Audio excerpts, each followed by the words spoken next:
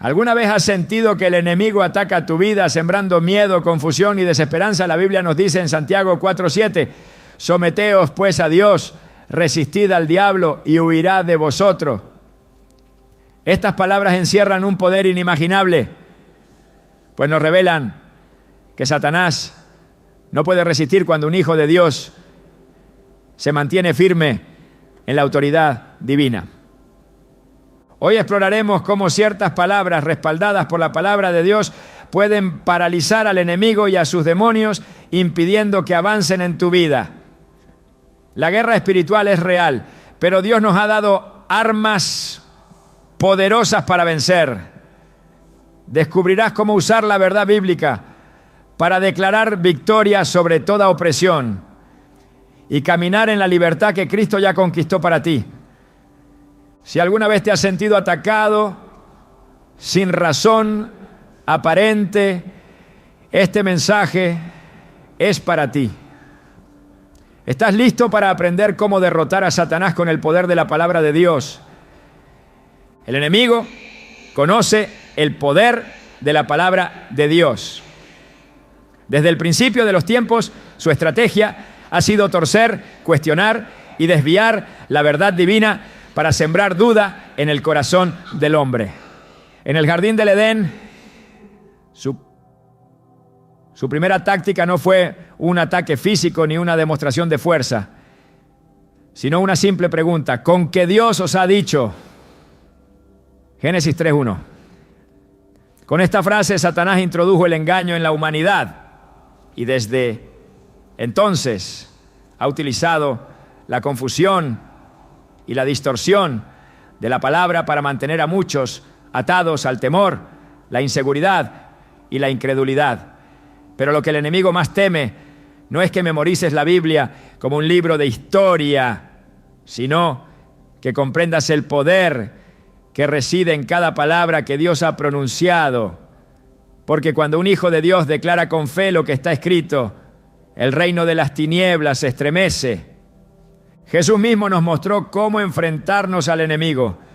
En el desierto, después de 40 días de ayuno, el diablo se presentó con sus mismas artimañas de siempre, intentando hacer dudar al Hijo de Dios.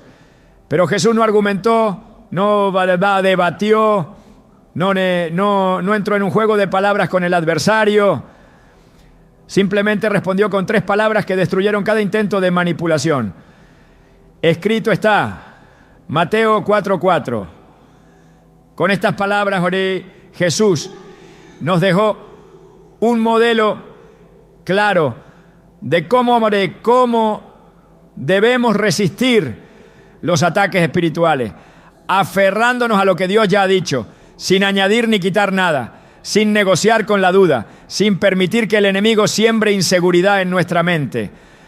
Cuando enfrentas opresión, cuando los pensamientos de miedo y desesperanza intentan invadirte, cuando parece que las puertas se cierran y el enemigo susurra que no hay salida, la respuesta no es desesperarte, no es debatir con el enemigo, no es intentar vencerlo con tu propia lógica. La respuesta es hablar la palabra de Dios con autoridad, porque la palabra no es solo un mensaje inspirador, es una espada de doble filo que corta, destruye y desarma toda mentira satánica. Efesios 6:17 lo dice claramente: tomad la espada del Espíritu, que es la palabra de Dios.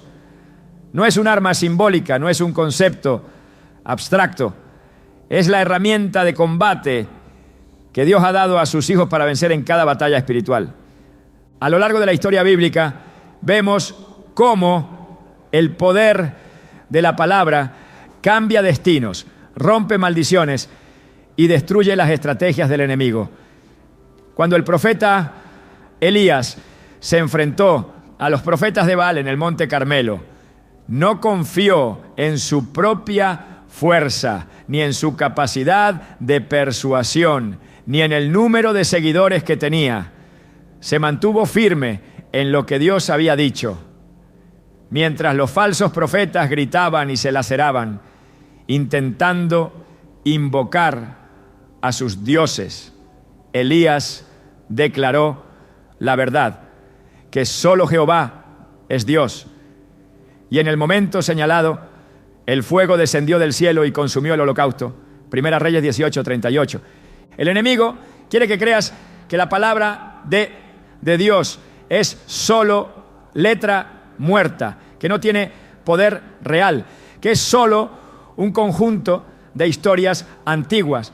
Pero la realidad es que cada promesa, cada decreto, cada declaración de la Escritura es una bomba espiritual que desmantela toda obra de las tinieblas. Hebreos 4:12 nos dice que la palabra es viva y eficaz, lo que significa que sigue activa, operando, transformando, liberando. No es algo que quedó en el pasado, es una fuerza que sigue vigente y que se manifiesta cada vez que alguien la declara con fe. Piensa en la historia de Josué cuando enfrentó los muros de Jericó. Dios le dio una instrucción que a los ojos humanos parecía absurda: marchar alrededor de la ciudad en silencio durante 6 días y al 7º día gritar con fuerza. No hubo armas, no hubo ataques estratégicos, solo obediencia a la palabra de Dios. Y cuando el pueblo gritó, los muros cayeron. Josué 6:20. Lo que el enemigo levanta contra ti no se derriba con tus fuerzas, sino con la autoridad de la palabra de Dios en tu boca. El enemigo sabe que un cristiano sin la palabra es un cristiano desarmado. Por eso, su estrategia siempre ha sido distorsionarla, minimizarla o hacer que la ignores. Quiere que creas que la Biblia es difícil de entender, que no es relevante para tu vida diaria, que solo es un libro de reglas y doctrinas antiguas. Pero cuando comienzas a sumergirte en ella, cuando la declaras con fe, cuando la usas como Jesús lo hizo, algo cambia en el mundo espiritual. La opresión desaparece, la ansiedad se desvanece, el temor retrocede, porque Satanás no puede resistir la verdad. Pablo y Silas lo entendieron cuando fueron encarcelados injustamente. En lugar de quejarse, en lugar de cuestionar por qué estaban pasando por esa prueba, comenzaron a alabar a Dios y a declarar su grandeza. Y mientras lo hacían, un terremoto sacudió la prisión. Las cadenas se rompieron y las puertas se abrieron. Hechos 16, 25 a 26. La palabra de Dios en tu boca no solo te libera a ti, sino que tiene el poder de liberar a otros. Es por eso que el enemigo quiere mantenerte en silencio, quiere que creas que tus oraciones no tienen efecto, que tus declaraciones no importan. Quiere que pienses que la Biblia es solo un libro de historias antiguas, sin relevancia para tus problemas actuales. Pero hoy debes decidir romper esa mentira y comenzar a hablar con autoridad. Cuando Jesús resucitó a Lázaro, no lo hizo con un ritual complejo ni con una oración extensa. Solo dijo: Lázaro, sal fuera. Juan 11:43. 3 palabras llenas de poder, porque no eran palabras humanas, sino la voz del Dios vivo, hablando vida donde había muerte. Cuando la palabra de Dios es proclamada, lo imposible se convierte en realidad.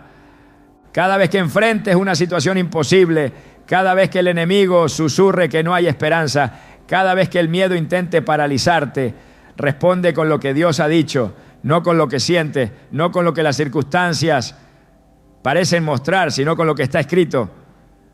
Porque cuando declaras la palabra con fe, algo se activa en el mundo espiritual. Hoy es el día para comenzar a usar la palabra como la espada que es. No puedes darte el lujo de dejarla en un estante, de verla como un simple libro de inspiración. Es tu arma, tu defensa, tu garantía de victoria.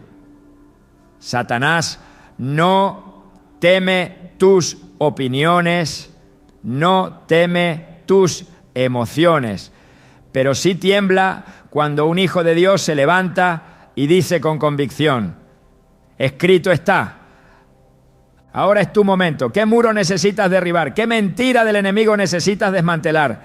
¿Qué área de tu vida necesita ser transformada por la verdad de Dios? No te quedes en silencio. Habla la palabra. Declárala y observa cómo el enemigo huye. Porque no hay oscuridad que pueda resistir la luz de la verdad divina. El enemigo ha intentado durante siglos usurpar la autoridad que solo pertenece a Dios.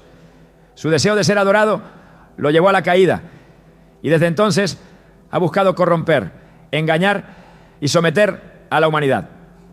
Pero hay algo que los demonios no pueden soportar, algo que los paraliza y los obliga a retroceder: el nombre de Jesús. No es solo un nombre más, no es una simple referencia histórica ni una palabra cualquiera. Es el nombre que está por encima de todo nombre. El único que hace temblar al infierno y el que trae liberación a aquellos que lo proclaman con fe. Filipenses 2:10 lo declara con absoluta claridad, para que en el nombre de Jesús se doble toda rodilla de los que están en los cielos, en la tierra y debajo de la tierra. En los evangelios los demonios reaccionaban con terror cuando Jesús aparecía. No podían resistir su presencia y mucho menos su voz. En Marcos 1:23-24, un hombre poseído en la sinagoga gritó desesperado: ¿qué tienes con nosotros, Jesús de Nazaret? ¿Has venido para destruirnos? Sé quién eres, el Santo de Dios. El reino de las tinieblas reconoce el poder de su nombre y sabe que no hay escapatoria cuando Él se manifiesta. No hubo enfrentamiento físico, no hubo esfuerzo humano, solo la autoridad de su voz que ordenó: cállate y sal de él. Marcos 1:25. Y el espíritu inmundo, sin poder resistir, obedeció. Los demonios tiemblan ante el nombre de Jesús, porque saben que es el nombre del vencedor.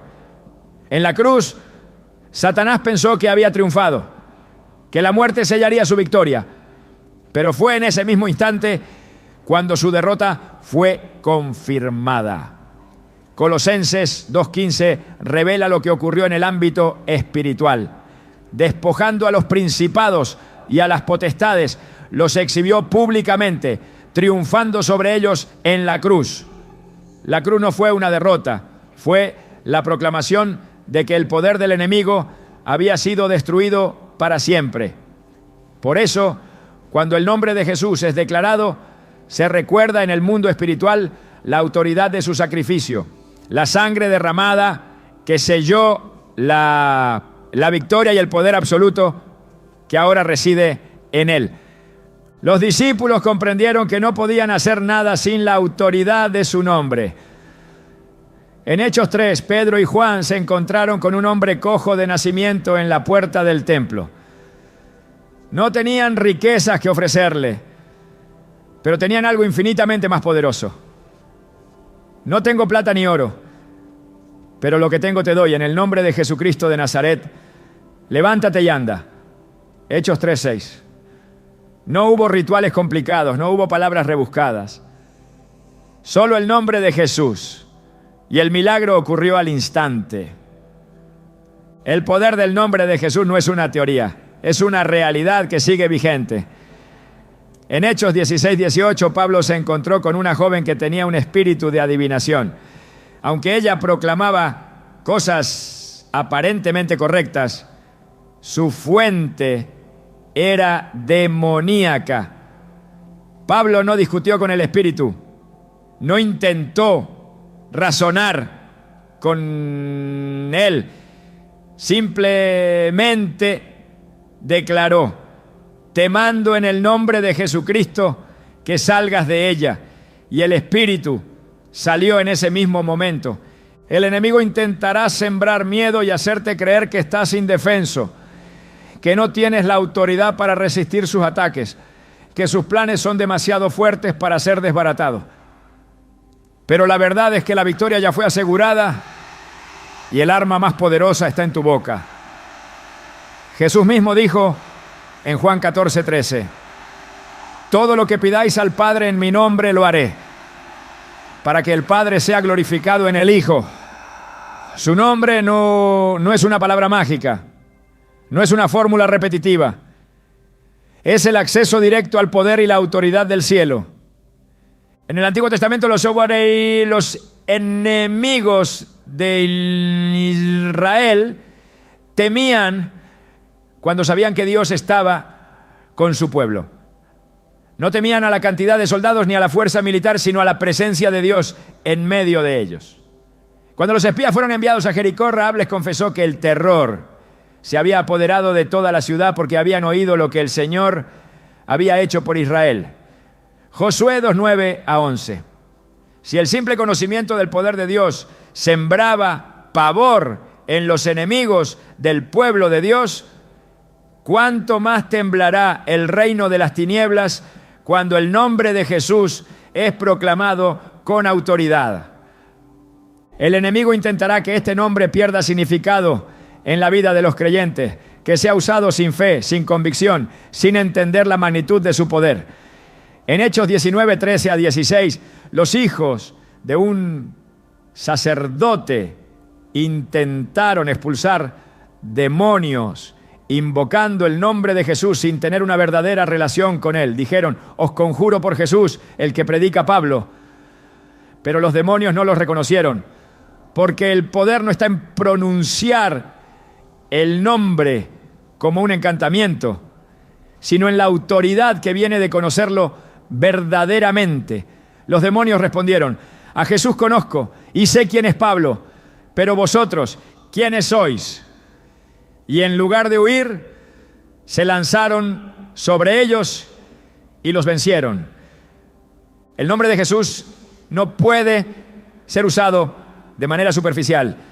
No es una palabra para ser repetida sin entendimiento, sino la expresión viva de la autoridad de Cristo en aquellos que le pertenecen.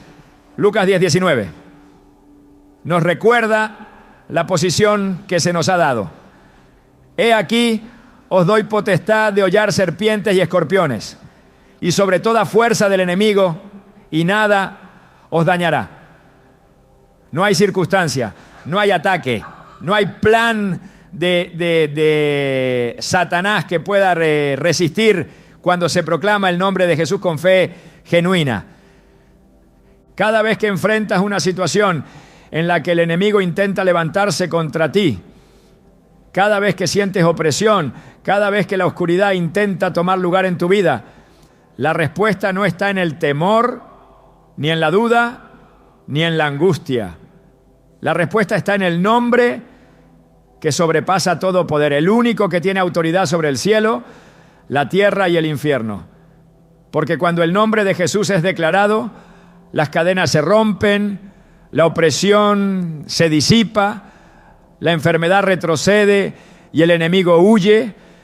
No importa cuán grande parezca la batalla, no importa cuán imposible parezca la situación. Filipenses 2:9 declara que Dios ha exaltado a Jesús hasta lo sumo y le ha dado un nombre que es sobre todo nombre. Eso significa que no hay diagnóstico, no hay problema, no hay enemigo que esté por encima de él. Su nombre es suficiente, su autoridad es inquebrantable. El enemigo ha tratado de minimizar la importancia de este nombre, ha intentado desacreditarlo, banalizarlo, usarlo en vano para que pierda su impacto. Pero la verdad es que sigue teniendo el mismo poder que cuando fue pronunciado por los discípulos. El mismo poder que hizo temblar a los demonios en los evangelios, el mismo poder que destruyó la muerte y el pecado. Porque este no es un nombre común, es el nombre del Hijo de Dios, el nombre que carga consigo la victoria definitiva, el nombre ante el cual toda rodilla se doblará. No se trata de repetirlo sin convicción, se trata de proclamarlo con la certeza absoluta de que su autoridad está vigente, de que el reino de las tinieblas no puede resistirlo, de que su poder no tiene límites. Cada vez que declara su nombre con fe, se activa el poder que resucitó a los muertos, el poder que sanó a los enfermos, el poder que derrotó al enemigo en la cruz. Y no hay tiniebla que pueda resistir la luz que emana de él. El enemigo ha intentado desde el principio destruir todo lo que Dios ha establecido. Su odio hacia la humanidad lo ha llevado a usar el engaño, la opresión y el temor para mantener a las personas cautivas. Pero hay algo que no puede resistir, algo que lo despoja de su poder y deshace sus planes: la sangre de Cristo. Desde el momento en que fue derramada en la cruz, el destino del reino de las tinieblas quedó sellado. La victoria no fue parcial ni temporal, sino absoluta y eterna. Apocalipsis 12:11 lo deja claro. Y ellos le han vencido por medio de la sangre del Cordero y de la palabra del testimonio de ellos. Cada vez que la sangre de Cristo es proclamada, el enemigo es recordado de su derrota definitiva y no puede permanecer. En el Antiguo Testamento, Dios estableció el poder de la sangre como un principio espiritual inquebrantable. En Egipto, cuando la última plaga estaba por caer, la única protección real no fue la fuerza humana, ni el estatus social, ni la preparación militar. Solo aquellos que marcaron los dinteles de sus casas con la sangre del Cordero quedaron a salvo. Éxodo 12:13 dice: y veré la sangre y pasaré de vosotros, y no habrá en vosotros plaga de mortandad cuando hiera la tierra de Egipto. El juicio cayó sobre toda la nación, pero donde estaba la sangre, el enemigo no pudo tocar. Esa sangre era solo una sombra de lo que vendría, un anticipo de la redención perfecta que se sellaría en la cruz. Hebreos 9:12 explica que Cristo entró una vez para siempre en el lugar santísimo, habiendo obtenido eterna redención. Su sacrificio no fue un acto simbólico ni un evento aislado en la historia. Fue el pago definitivo que rompió toda maldición, que canceló toda acta de condenación y que selló la victoria para siempre. El enemigo entiende el poder de la sangre más que muchos creyentes. Sabe que no hay nada que pueda resistir su efecto, que no hay obra de las tinieblas que pueda prevalecer donde la sangre ha sido declarada. En el Antiguo Testamento, los sacrificios eran necesarios continuamente, porque su efecto era temporal. Pero la sangre de Cristo fue derramada una vez y para siempre, estableciendo una protección eterna. Colosenses 2:14 dice que Cristo anuló el acta de los decretos que había contra nosotros, que nos era contraria, quitándola de en medio y clavándola en la cruz. Cada acusación, cada pecado, cada argumento que el enemigo tenía para esclavizar a la humanidad fue cancelado en ese momento. Cuando la sangre de Cristo es proclamada, las cadenas espirituales se rompen. No hay opresión demoníaca que pueda resistir su poder. No hay atadura generacional que pueda permanecer cuando la sangre ha sido aplicada. Satanás intenta mantener a las personas en la ignorancia, hacerlas creer que siguen bajo maldiciones, que todavía están sujetas a su dominio.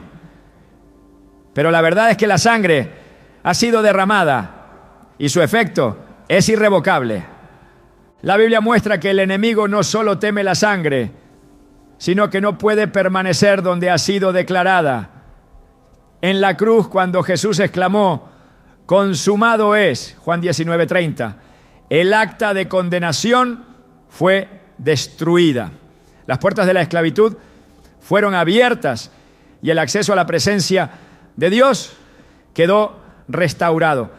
El velo del templo se rasgó de arriba abajo, señalando que la separación entre Dios y la humanidad había sido eliminada. No hay barrera, no hay obstáculo, no hay argumento que pueda resistir la sangre del Cordero.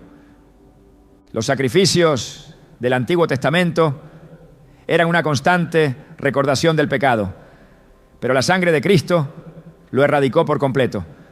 Hebreos 10, 19 a 22 declara que ahora tenemos libertad para entrar en el lugar santísimo por la sangre de Jesucristo. La presencia de Dios, que antes estaba reservada solo para unos pocos, ahora está accesible para todo aquel que ha sido cubierto por la sangre. Donde antes había separación, ahora hay acceso. Donde antes había juicio, ahora hay redención. El enemigo odia que los hijos de Dios entiendan este principio. Mientras logre que vivan en condenación, en miedo, en incertidumbre, puede seguir ejerciendo influencia. Pero cuando alguien comprende el poder de la sangre y la proclama, toda opresión se rompe. La sangre de Cristo no solo limpia el pecado, también libera de la esclavitud del enemigo.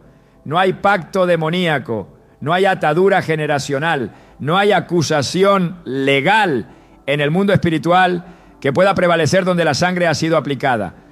El libro de Apocalipsis revela el impacto de la sangre en la guerra espiritual.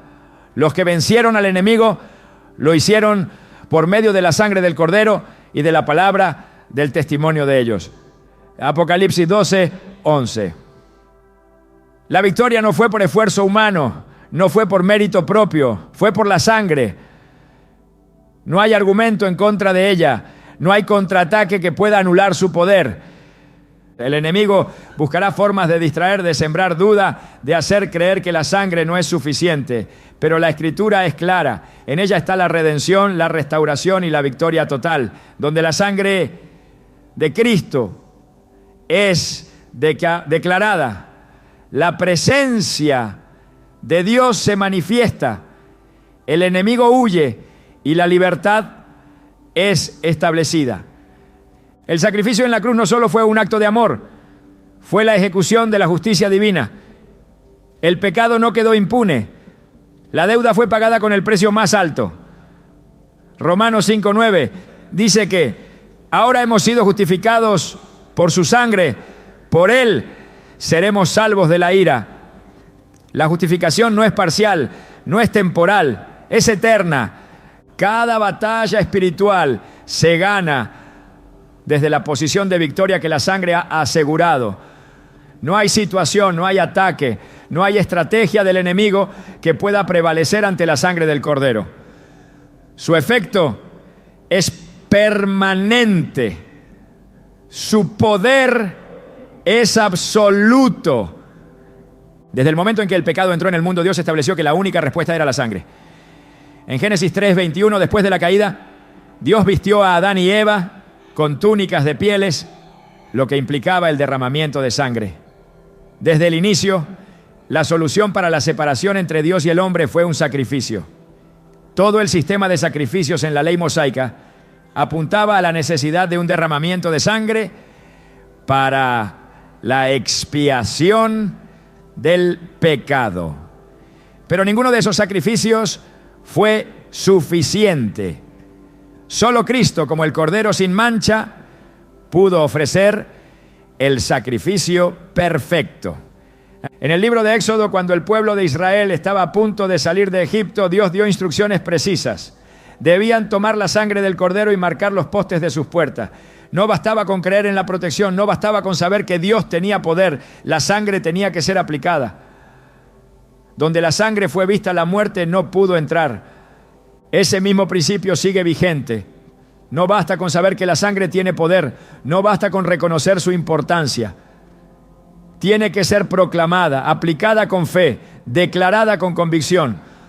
En cada ataque del enemigo, en cada batalla espiritual, la sangre de Cristo es la respuesta. No hay argumento que pueda contradecirla, no hay fuerza demoníaca que pueda resistirla. Cuando la sangre de Cristo es declarada, el enemigo no tiene más opción que huir. No porque la persona sea fuerte, no porque tenga mérito propio, sino porque la sangre es el recordatorio eterno de que la victoria ya fue ganada. La sangre establece un cerco de protección que el enemigo no puede cruzar. La cruz no fue el final, fue el principio de la derrota del reino de las tinieblas. El enemigo pensó que la muerte de Jesús sería su victoria, pero en realidad fue su sentencia final.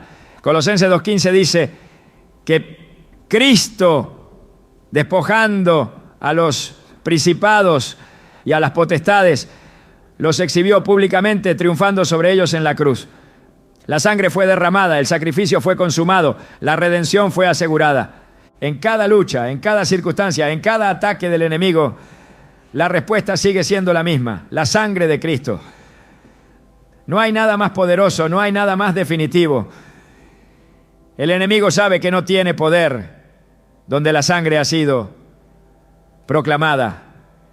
Y cuando es declarada con fe, toda obra de las tinieblas es destruida. El enemigo no solo ataca con fuerza, sino también con astucia. No siempre viene con una amenaza evidente ni con un ataque directo. A veces, bueno, su estrategia es más sutil, infiltrándose en la mente, sembrando dudas, introduciendo pensamientos que poco a poco van debilitando la fe. No siempre usa la opresión evidente. A veces basta con un susurro, con una idea disfrazada de lógica, con una voz que se mezcla con la propia conciencia, hasta que la mentira parece verdad. Pero hay algo que destruye completamente cualquier estrategia de las tinieblas, algo que desmantela toda confusión y corta de raíz toda influencia del enemigo: la oración que él no puede soportar. En el mundo espiritual, las palabras no son solo sonidos, son decretos. Cuando una oración es hecha con fe y en alineación con la voluntad de Dios, no es solo una petición, es una orden que sacude los cimientos de lo invisible. Jesús no enseñó a orar con palabras vacías ni con repeticiones sin sentido. Su enseñanza sobre la oración fue una revelación del poder que tienen los hijos de Dios cuando se acercan con la autoridad que les ha sido otorgada. En Mateo 6:9-10, cuando enseñó a orar, estableció una verdad que deshace toda obra del enemigo. Padre nuestro que estás en los cielos, santificado sea tu nombre, venga tu reino, hágase tu voluntad como en el cielo, así también en la tierra. Estas palabras no son solo una estructura de oración, son una proclamación de guerra. Cada vez que se declara el reino de Dios, las tinieblas retroceden. Cada vez que se proclama su voluntad, la resistencia del enemigo es quebrada. La oración eficaz no es una formalidad religiosa, es un arma diseñada para deshacer las obras del adversario. Santiago 5:16 afirma que la oración eficaz del justo puede mucho. No se trata de un rito vacío, sino de una herramienta capaz de cambiar destinos, de intervenir en lo imposible, de liberar lo que ha estado atado. Cuando Daniel oró, hubo una respuesta inmediata en el mundo espiritual, aunque la respuesta fue retenida por una resistencia demoníaca. La oración persistente desató la intervención divina. En Daniel 10:12-13, el ángel le dijo: desde el primer día que dispusiste tu corazón a entender y a humillarte delante de tu Dios, fueron oídas tus palabras, y a causa de tus palabras yo he venido. Mas el príncipe del reino de Persia se me opuso durante 21 días.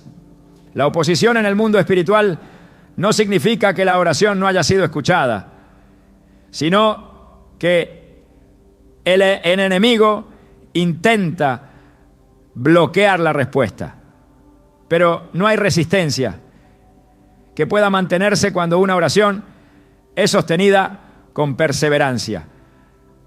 Los discípulos no solo vieron los milagros de Jesús, también observaron la fuente de su poder. No le pidieron que les enseñara a predicar ni que les mostrara cómo hacer señales. Le pidieron algo más profundo. Señor, enséñanos a orar. Lucas 11:1. Porque entendieron que todo lo que veían en el ministerio de Jesús fluía de su relación con el Padre. Cada sanidad, cada liberación, cada palabra de autoridad provenía de la comunión que mantenía en la oración. Jesús no oraba por costumbre, oraba porque en la oración estaba la clave de su autoridad. En Getsemaní, cuando el momento de mayor agonía llegó, no fue el miedo lo que dominó, sino la oración. Mientras los discípulos dormían, Jesús estaba en una batalla espiritual. En Lucas 22:44 se describe que estando en agonía, oraba más intensamente, y era su sudor como grandes gotas de sangre que caían hasta la tierra. En ese momento la oración no era una simple comunicación, era una batalla decisiva en la que el destino de la humanidad estaba siendo asegurado. El enemigo intentó debilitarlo, pero la oración lo fortaleció. Cuando los soldados llegaron a arrestarlo, él no estaba en crisis, estaba firme. La victoria no fue ganada en la cruz, fue asegurada en la oración que precedió ese momento. La oración que el enemigo no soporta no es la que nace de la desesperación sin fe, sino la que es pronunciada con convicción absoluta en la autoridad que ha sido dada. No es un lamento sin esperanza, es un decreto de victoria. No es una repetición vacía, es una afirmación de lo que Dios ya ha dicho. En Hechos 4, cuando los discípulos fueron amenazados para que dejaran de predicar, no pidieron protección ni escape, pidieron más valentía. Oraron diciendo: Señor, mira sus amenazas y concede a tus siervos que con todo denuedo hablen tu palabra. Hechos 4:29. Y la respuesta fue inmediata. Cuando hubieron orado, el lugar en que estaban congregados tembló, y todos fueron llenos del Espíritu Santo y hablaban con denuedo la palabra de Dios. Hechos 4:31. El enemigo no teme una oración superficial, pero sí una oración que activa el poder del Espíritu. No puede resistir cuando un creyente ora en el nombre de Jesús, porque ese nombre es la sentencia de su derrota. No puede soportar cuando una oración se basa en la palabra, porque cada versículo proclamado es una declaración que no puede contradecir. No puede mantenerse donde hay intercesión persistente, porque cada súplica movida por fe desata intervención angelical. Cuando Elías oró, no fue con incertidumbre, sino con la seguridad de que el cielo respondería. En el primer Rey 18, 36 a 38, cuando desafió a los profetas de Baal, su oración fue clara y llena de convicción. Respóndeme, Jehová, respóndeme para que conozca este pueblo que tú, oh Jehová, eres el Dios y que tú vuelves a ti el corazón de ellos. Y el fuego descendió. No fue una oración prolongada ni repetitiva.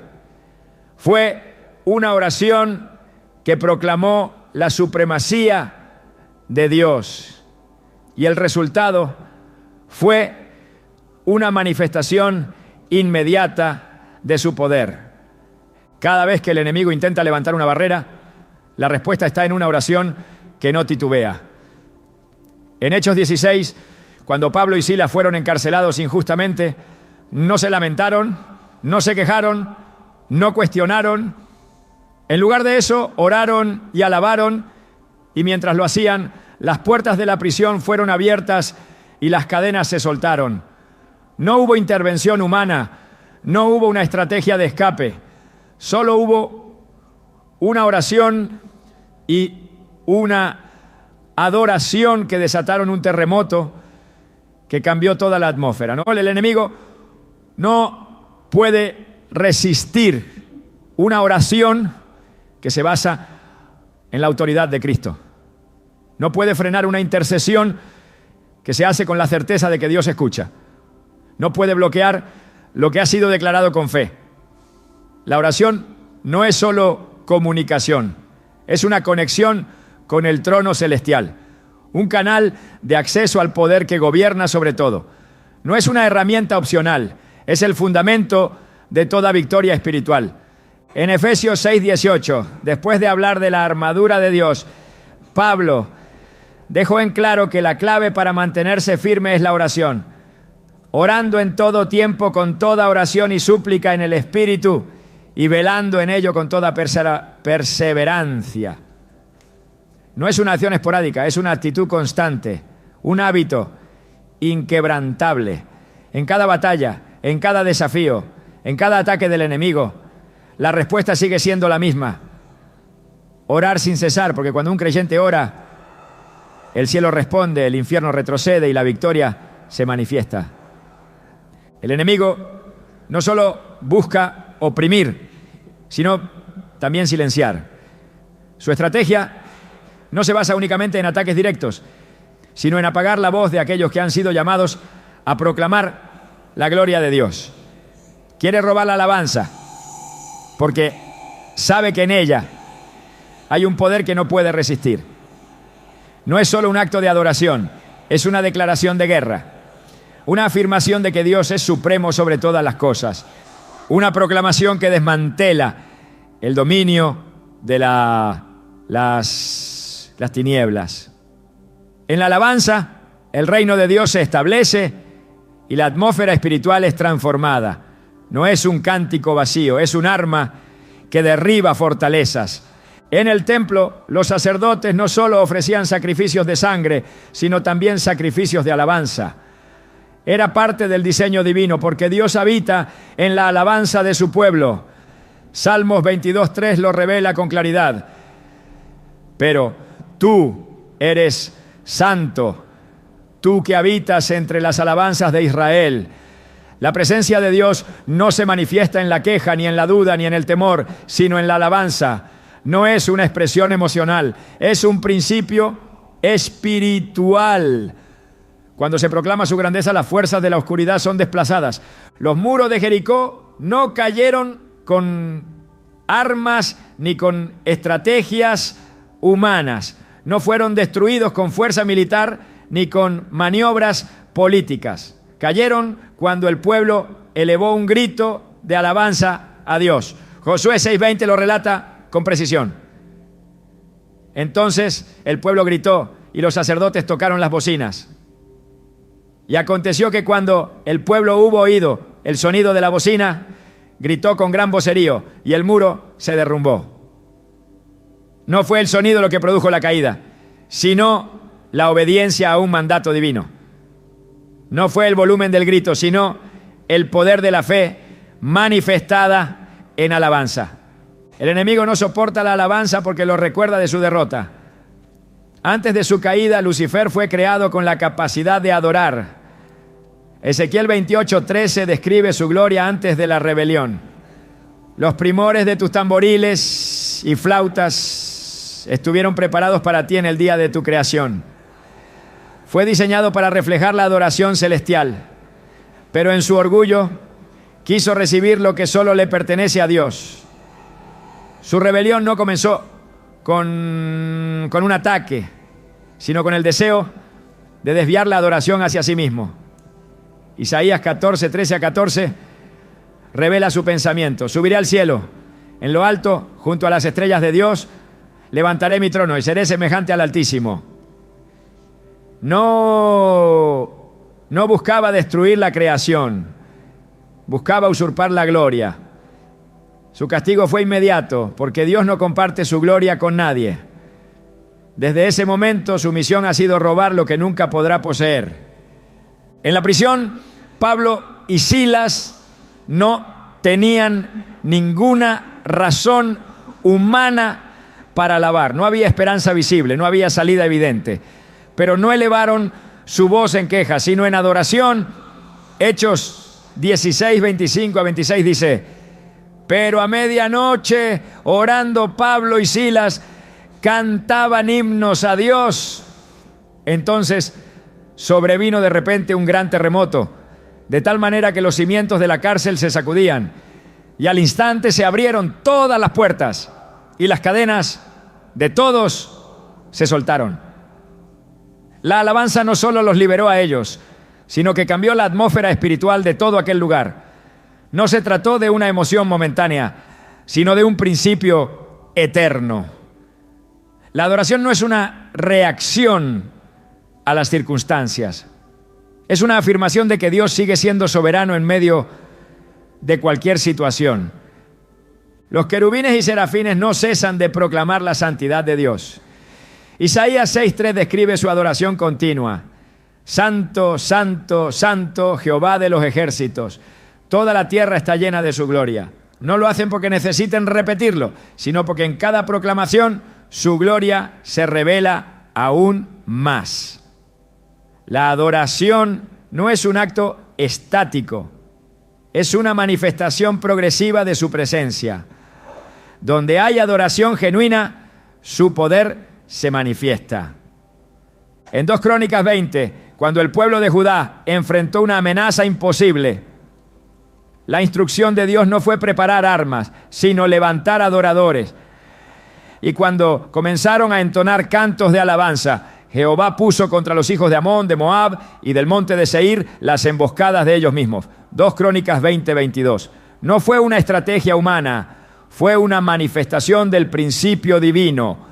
La adoración desata intervención celestial. En el cielo, la adoración no se detiene. Apocalipsis 5, 11 a 12 describen una multitud que proclama: el Cordero que fue inmolado es digno de recibir el poder, la riqueza, la sabiduría, la fortaleza, la honra, la gloria y la alabanza.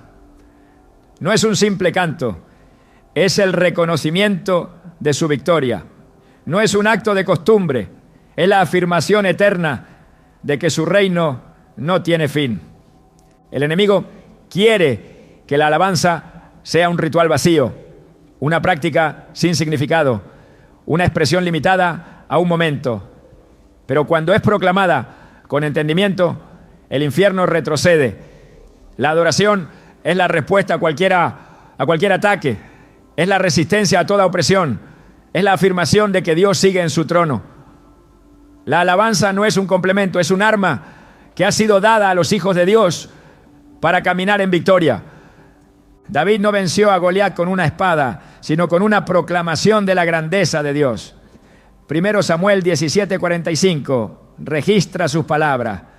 Tú vienes a mí con espada y lanza y jabalina, mas yo vengo a ti en el nombre de Yeshai, nombre de Jehová de los ejércitos, el Dios de los escuadrones de Israel, a quien tú has provocado. Su confianza no estaba en la piedra que llevaba, sino en el Dios a quien servía. La batalla no fue ganada en el campo de guerra, sino en la declaración de la supremacía divina.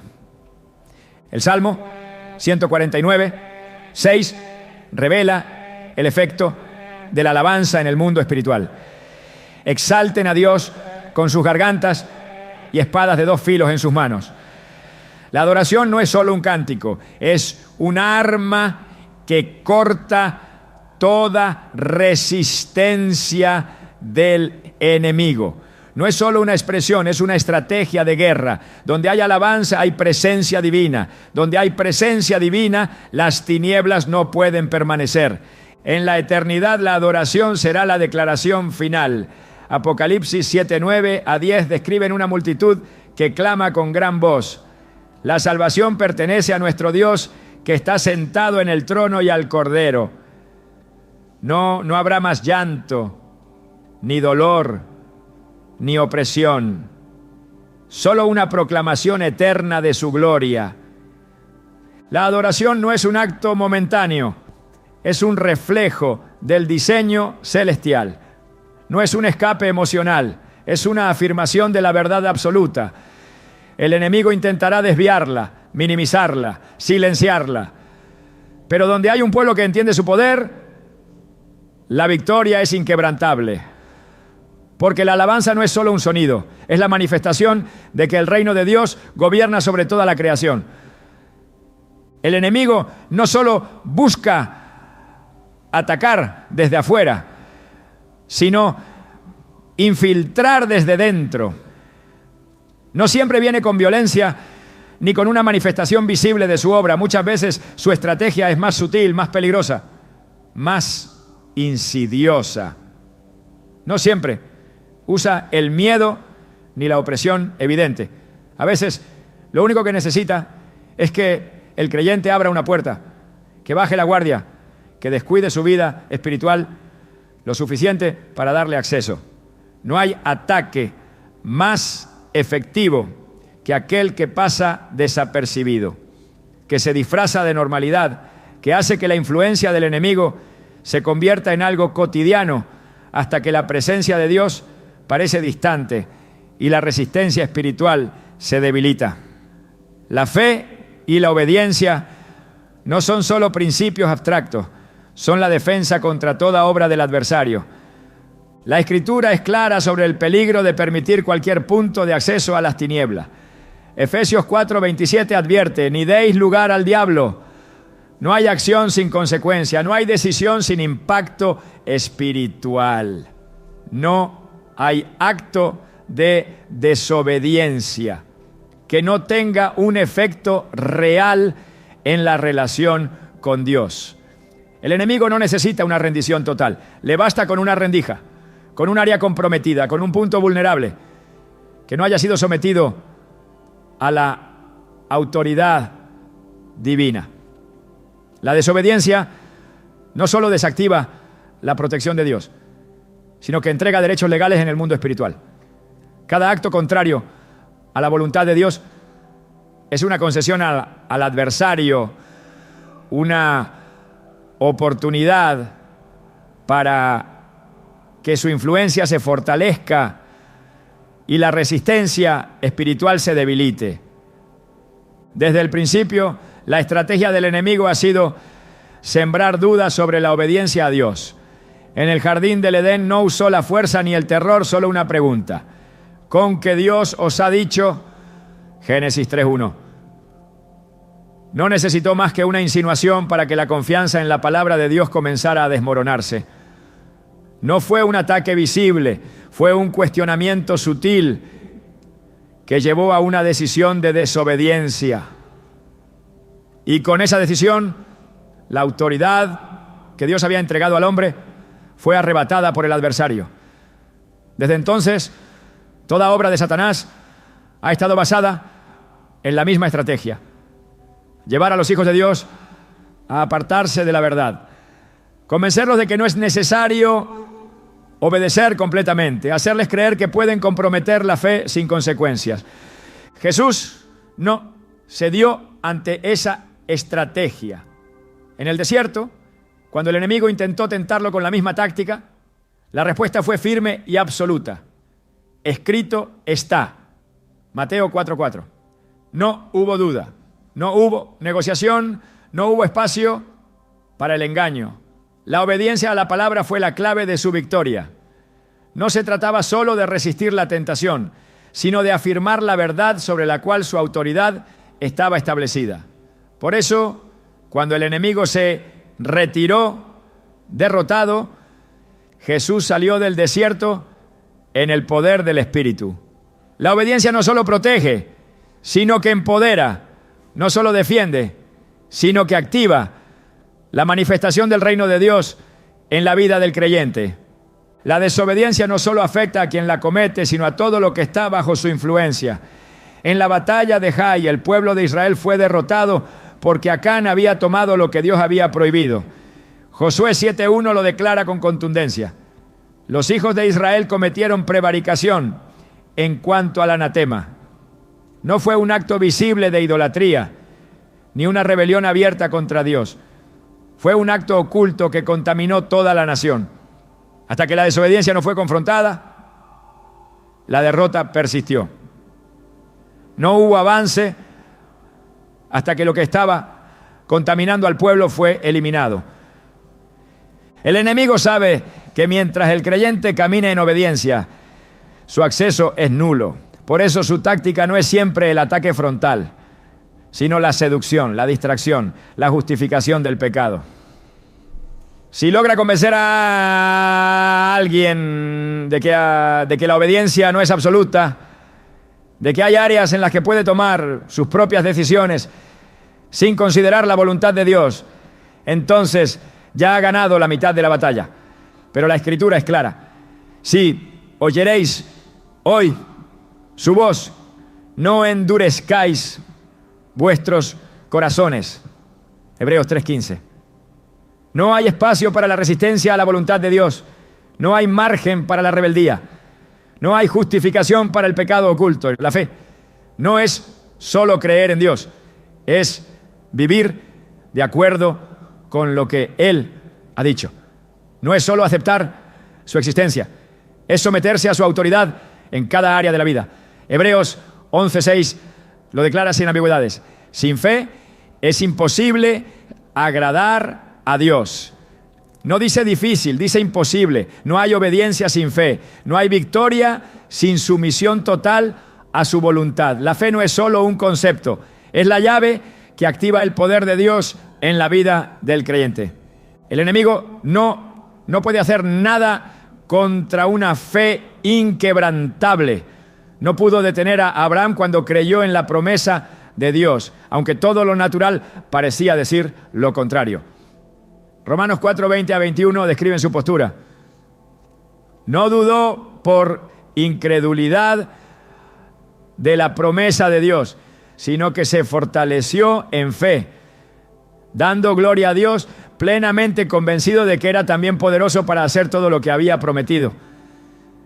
Esa fe fue contada por justicia, porque no estaba basada en las circunstancias, sino en la verdad de Dios.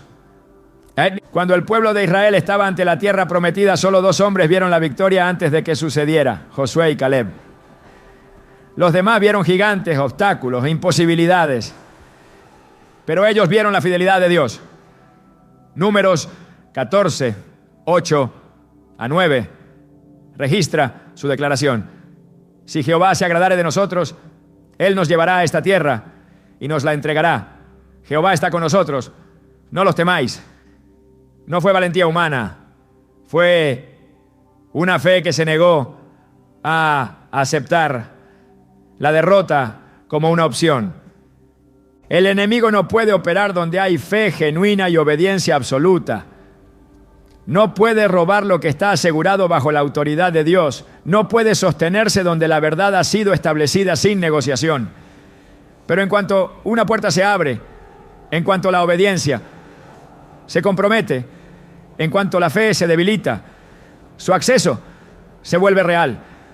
Por eso, 1 Pedro 5:8 advierte con seriedad: sed sobrios y velad, porque vuestro adversario, el diablo, como león rugiente, anda alrededor buscando a quien devorar. No tiene poder sobre aquel que está firme, pero busca a aquellos que han bajado la guardia, que han permitido grietas en su vida espiritual, que han cambiado la verdad por una versión más cómoda de la fe. Jesús dijo en Juan 14:30, viene el príncipe de este mundo y él nada tiene en mí. No había en él ninguna puerta abierta, ninguna deuda con el enemigo, ninguna concesión al pecado. Esa es la posición de victoria. Una vida cerrada al adversario, sellada por la sangre, sostenida por la fe, afirmada en la obediencia. No hay punto medio en la guerra espiritual. O se está bajo la cobertura de Dios o se está expuesto al enemigo. No hay espacio para la indiferencia, no hay lugar para la neutralidad. Santiago 4:7 establece la clave para vencer. Someteos, pues, a Dios, resistid al diablo y huirá de vosotros. No dice que tal vez huirá, no dice que posiblemente retrocederá, dice que huirá. La resistencia no comienza con el ataque, sino con la sumisión a la autoridad divina. No hay sombra que pueda permanecer donde la luz ha sido establecida. No hay cadena que pueda resistir donde la verdad ha sido proclamada. No hay tiniebla que pueda prevalecer donde la fe ha sido activada. El enemigo no tiene otra opción más que retroceder cuando se encuentra con un creyente que no negocia su fe, que no compromete su obediencia, que no cede ante la presión. No hay victoria parcial en el reino de Dios. No hay protección a medias. No hay autoridad limitada. Donde la obediencia es total, la victoria es absoluta. El enemigo nunca ha tenido el control. Desde el principio, su poder ha sido ilusorio, basado en el engaño y en la ignorancia de aquellos que aún no entienden la autoridad que Dios ha otorgado a sus hijos. Su estrategia no ha cambiado porque no tiene nuevas armas, solo las mismas tácticas disfrazadas de novedad. Su victoria no es posible donde la verdad ha sido revelada, porque todo lo que él ha construido se sostiene sobre mentira. Jesús lo desmanteló en la cruz y lo exhibió públicamente en derrota. Colosenses 2:15 declara que, despojando a los principados y a las potestades, los exhibió públicamente, triunfando sobre ellos en la cruz. Su caída no fue parcial ni temporal, sino definitiva y absoluta. No hay retorno para él.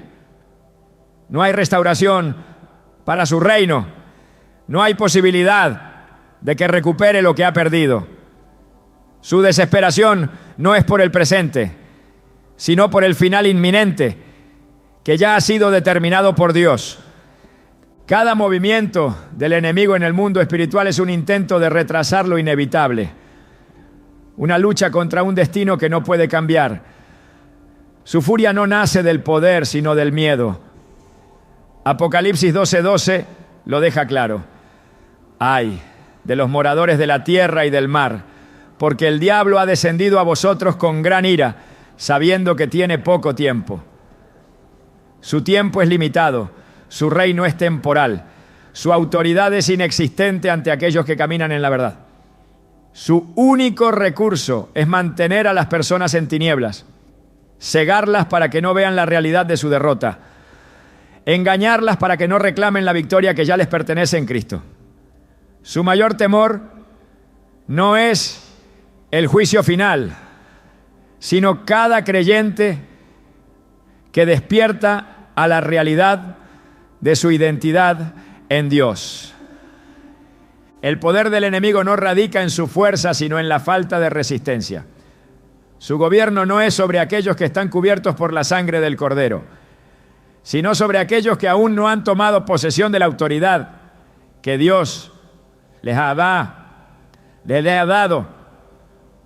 Su reino no es de dominio, sino de manipulación. Sabe que no puede contra la luz, así que su única opción es hacer que aquellos que portan la luz la oculten.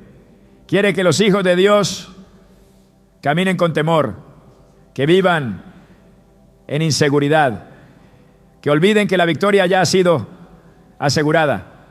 Pero el momento en que un creyente entiende la magnitud de lo que Cristo ha hecho, el enemigo pierde todo acceso, toda influencia, toda capacidad de operar en su vida. No hay oscuridad que pueda resistir la luz. No hay mentira que pueda permanecer donde la verdad ha sido revelada. No hay cadena que pueda sostenerse donde la autoridad del nombre de Jesús ha sido proclamada. El enemigo no tiene otra opción más que huir cuando se encuentra con alguien que ha decidido creer, que ha decidido caminar en la verdad, que ha decidido pararse en la victoria que ya ha sido dada. La Biblia no dice que tal vez huirá, ni que posiblemente retrocederá, sino que cuando alguien se somete a Dios y resiste, el enemigo huye. Santiago 4:7 es una certeza, un decreto, una realidad inquebrantable. El enemigo ha pasado siglos construyendo un sistema de manipulación para hacer creer que su dominio es legítimo, para hacer parecer que su influencia es inevitable. Pero todo lo que ha edificado está destinado a colapsar. Apocalipsis 20:10 revela su destino final. Y el diablo que los engañaba fue lanzado en el lago de fuego y azufre, donde estaban la bestia y el falso profeta, y serán atormentados día y noche por los siglos de los siglos. No hay redención para él, no hay escape, no hay alternativa. Su final ya ha sido escrito y no hay palabra que pueda revocarlo. Mientras ese día llega, su única opción es resistir el tiempo que le queda. Pero su resistencia no es contra Dios, porque sabe que no puede desafiar al Todopoderoso. Su resistencia es contra aquellos que aún no han entendido que ya han vencido. Quiere hacerles creer que la lucha sigue, que la victoria es incierta, que aún tiene algún poder que ejercer. Pero su estrategia se desmorona en el momento en que un hijo de Dios se levanta y toma la posición que le ha sido dada. Romanos 16:20 es una declaración que desmantela todo intento de prolongar su reinado. Y el Dios de paz aplastará en breve a Satanás bajo vuestros pies. No bajo los pies de ángeles, no bajo ese pie, no bajo el poder de ejércitos celestiales, sino bajo los pies de aquellos que han sido llamados por su nombre. El enemigo ha intentado usurpar lo que nunca le perteneció. Su caída fue causada por su deseo de tomar la gloria de Dios para sí mismo. Su engaño ha sido hacer creer que puede ofrecer lo que nunca tuvo. Su oferta a Jesús en el desierto fue una prueba de su arrogancia sin fundamento. En Lucas 4:6-7 se atrevió a decir: a ti te daré toda esta potestad y la gloria de ellos, porque a mí me ha sido entregada y a quien quiero la doy. Si tú postrado me adorares, todos serán tuyos. Pero Jesús no discutió, no intentó razonar con él, solo respondió con la verdad. Escrito está: al Señor tu Dios adorarás y a Él solo servirás. Lucas 4:8. Su mentira fue expuesta en un instante. La estrategia del enemigo siempre ha sido la misma: prometer lo que no puede cumplir, ofrecer lo que no tiene, fingir un poder que nunca le ha sido otorgado. Pero su engaño no puede sostenerse donde la verdad ha sido establecida.